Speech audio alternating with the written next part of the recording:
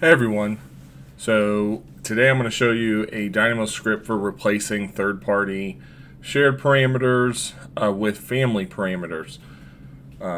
So when I say third-party parameters, I mean like outside parameters. They're shared parameters that you don't have in your shared parameters list that you use to add shared parameters to your families or to your projects. And so these shared parameters will be like third-party ones that come from manufacturers potentially, or have gotten into your projects over time by just maybe starting templates from projects and so on, just over time getting that clutter in there. So why is this important? Reducing clutter for designers, I think that's a really big one. If you can remove a lot of the just miscellaneous parameters that you don't really want in your projects, that can help designers quite a bit.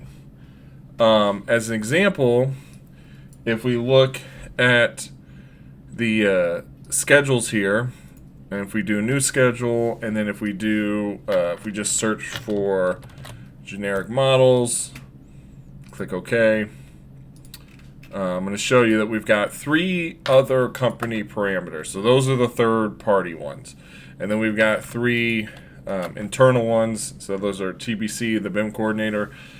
And then we've got 1, 2, 3. And so now this is pretty obvious. Like I would know not to click on this, but maybe this says voltage. Maybe this says manufacturer. Now I'm using some other parameter that could cause some issues for designers. It could also cause issues for future processes, other people that are using the model, all sorts of things. And another big point, I think, when it comes to just managing this stuff is I like to think of Revit as a database. I like to think about future possibilities, like using it for design decisions, for machine learning, for simply data visualization. There's a lot of tools out there that are pretty basic that allow you to pull data from Revit and do some pretty cool things with it. And so this is important, not to have a bunch of miscellaneous data. If you think of Revit as a database, then having random data isn't good. So cleaning that stuff up could be beneficial in supporting some of those other tasks, such as machine learning. All right, so the solution to this was to replace it with family parameters.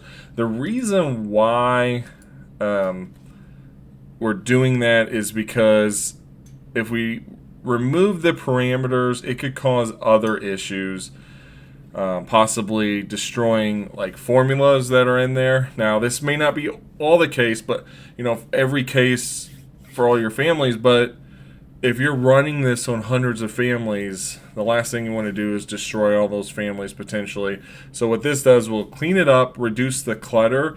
We'll add a suffix at the end so that if you're using data visualization tools or whatever, then you can easily filter out that data. Just to show you an example of this, I've got this sample model. It's got 6 families in here, and if we look at this family here, and if we go to edit family, and then if we go to the family types, you can see here, if we edit that parameter, we'll see that it is a shared parameter. And if we go down here, we can see this one's a shared parameter as well, and so is this one. But this one is tied to a formula. And if I delete this parameter, what's going to happen is it's going to get rid of that formula. So I'm not saying this is always the case, and you might be safe just deleting them altogether, which you can do.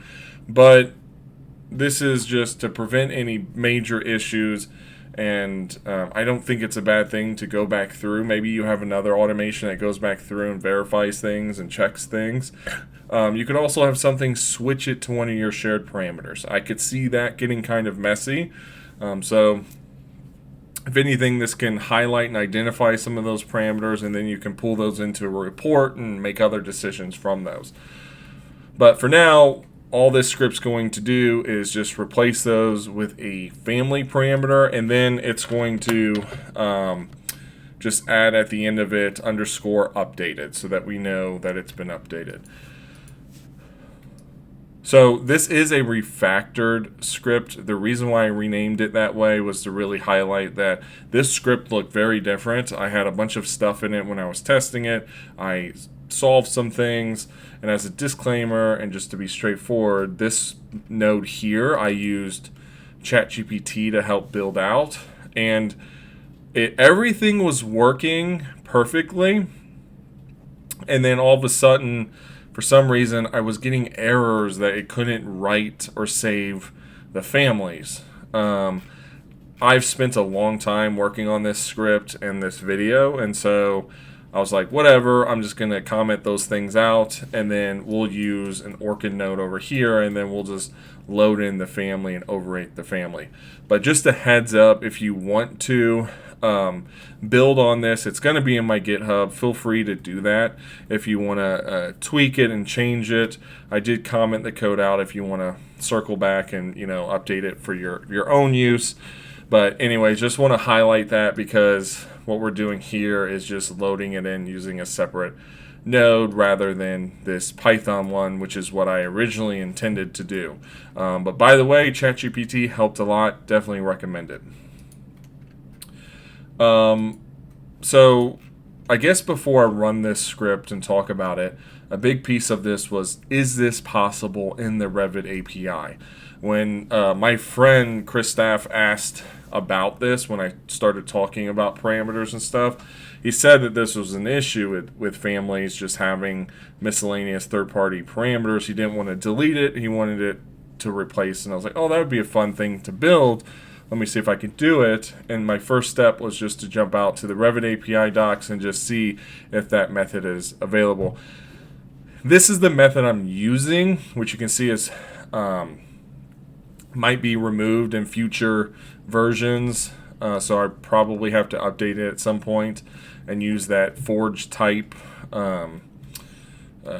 element, whatever that is. And so, but right now I think I'm using the built-in parameter group. I don't know if that's the case. The only reason I say that is because I'm using the current parameter to pull in the parameter group. So like here, param.definition parameter group. I may need to change this to like forge group ID or whatever it is, but I haven't done that. So just a heads up, if you use this, something to check out. I think for previous versions, it should be fine. But after I verified that, I was like, okay, cool, I could do that. And by the way, you can also do replace family parameter with shared parameter. What we're doing is we're replacing a shared family parameter with a non-shared family parameter.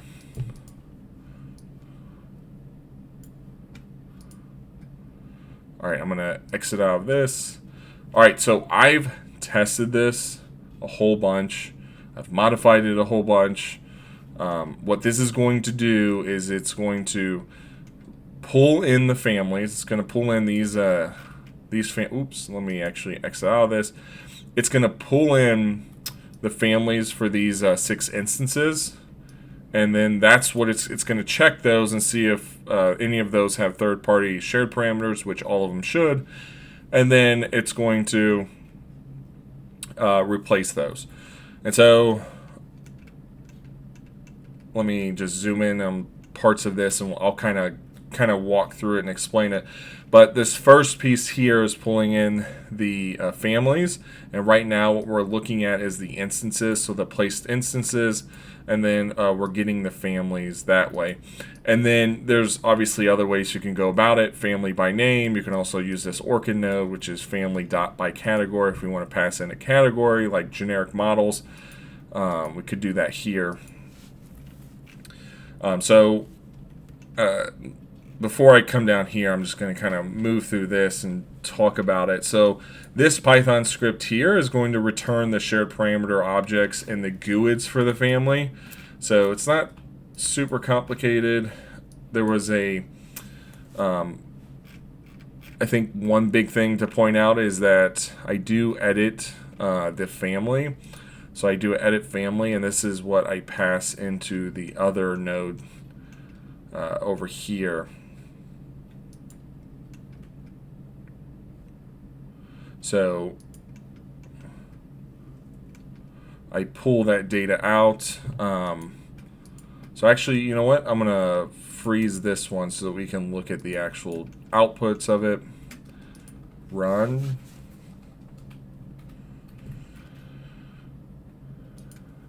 So this one's going to return the GUIDs. It's going to return the like family parameter objects, and then it's going to return the family, pretty much the edited family that we're going to use later on. And so I don't close that family, and I pass all that stuff over here after doing some filtering. So because it's checking the, here, let me move this over. So this is the family parameter objects. These are the GUIDs. Passes it in through here, which then tries to find the third-party shared parameters. Okay, so you can see all of these have false in it, which means that those parameters don't exist. And then if it has all true, then all those parameters, the shared parameters, exist in the text file or the text shared parameters file. I'll show you that in a second. That's this piece of it. But that's what this is checking against. And then that's used to essentially filter out the rest of this information so that we don't get a bunch of extra items or families that don't have any third-party shared parameters.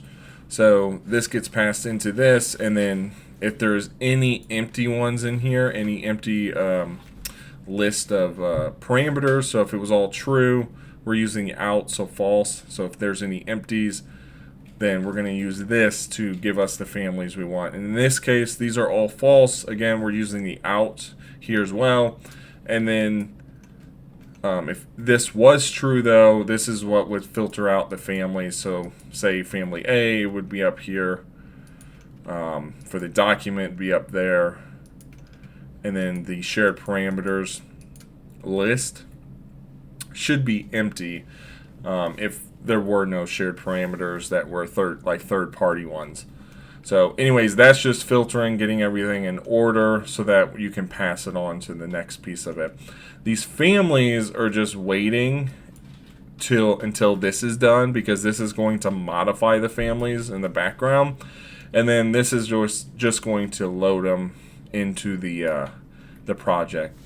And you can also, like, if you froze these nodes and then edit the families, you can see if you edit them, the changes have been made, but they haven't been made in the project, so that's why we have to load it back in. Just like if you were to manually make the edits yourself. Alright, so I'm going to just grab one of these. You'll see if we click edit type, the other company parameter 1, 2, and 3 don't have any suffix, and that's what we're going to add. We're going to add an underscore updated at the end, and if we edit the family, those should all be family parameters going forward. But before I run it, I'm going to unfreeze that. But before I run it, I'm going to come over here and just explain this. So this is the shared parameters file. You can use multiple shared parameters. As an example, if you're using a Loom Tools, which has its own shared parameters file, you may want to combine multiple shared parameters so you can exclude all those and find the real third-party ones that you want to do something with. In this case, we're just looking at one, but you could just flatten all the GUIDs and look at them that way. Flatten all the GUIDs from all of your different shared parameters files. But that's what's being passed in here. So it's using that and it's saying, hey, is this GUID in there? Okay, and let me scroll up. So it's saying, is this GUID in there? In the company one, false. Okay, that's a third-party shared parameter. Is this one in there? Oh, true.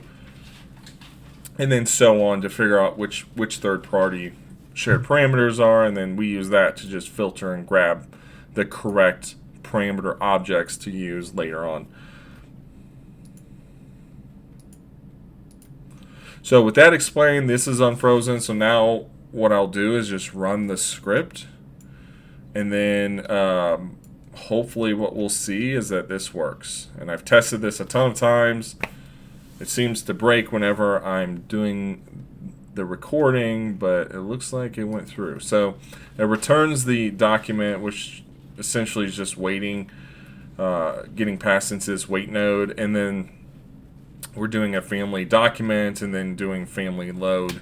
And so now if we select this family, do edit type, we should see that they're updated. Let's check a couple more. Check that last one. Perfect. Now let's just go in and actually let's go edit type. If we go here and do 2 feet, this TBC parameter 3 should say 3 feet. Perfect. So it looks like the formula wasn't affected. Now let's edit one of the families. So if we go to edit family, go here, click on one of these, edit, we can see now it's a family parameter. Also, you can see here for the formula, it's now just, it says, it just has the new name in it, which I thought would cause an issue, but I don't update family parameters enough to know that that's not a big deal for formulas. Like you can see there that I updated it and it updated the name. So for Dynamo, like I was thinking I might run into errors with the formulas, but I didn't run into anything. One of the things I refactored on with this Python script was it checks to see if the not the formula, but the third-party shared parameter is an instance or a type, and then it just passes in the correct Boolean for it. So if it's an instance, it makes it an instance family parameter. If it's a type, it makes it a type family parameter.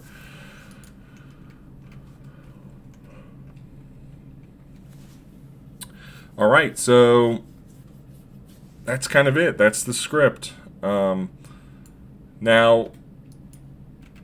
I'm going to show you the schedule real quick that we created.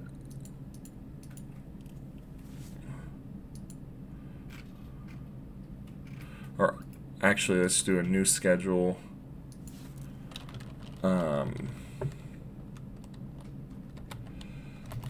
Generic models. And then let's see if we can grab the TBC ones. So you can see the TBC parameters are there. And then now if we look for other, there is none. So it removes all that clutter, which could cause a lot of headache for a designer. And then also, you know, destroy your data mining things, or if you're doing machine learning, or you know, any cool things with data visualizations. I think it reduces a lot of headache. If we can make that easier for people, I think that's really cool, because if we can get more folks using Power BI and making those visualizations and creating really cool tools, not just Power BI, maybe it's like some other visualization tool, maybe it's just Python tying into it, but it makes it a lot easier, especially if you're going to tie that this into machine learning. I'm not saying you can't clean data, but I think it makes it a lot easier if we can treat this stuff like an actual database. You know, we treat it like we're setting up our own database for our, you know, website, keep it very clean, be very strict with it, and not clutter up our projects with extra parameters. And then also quickly identify where it is a problem and maybe filter those things out. So with all that said, you know, it goes in and replaces it. You still need to maybe manually go back and review your families. You could even create other automations on top of this to make this process even better. But feel free to, you know, take this script, download it, use it, tweak it, you know, use it however way you want. Let me know if there's anything cool in how you use it. I'd love to hear. Join the Discord. You post those kinds of things there. That's always awesome. And if you're new to parameters in Revit, then there's a really cool post from Paul Albin. I think it's an older post. Yeah, it's a little bit older, but I think this table here is still really useful.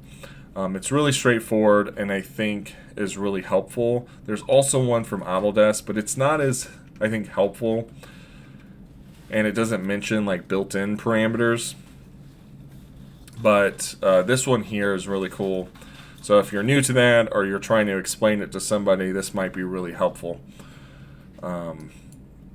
I will try to put all three of these links in the description below. If I don't, just let me know. But anyways, that's all I've got for this video. Thanks a lot for watching, and I'll see you in the next one.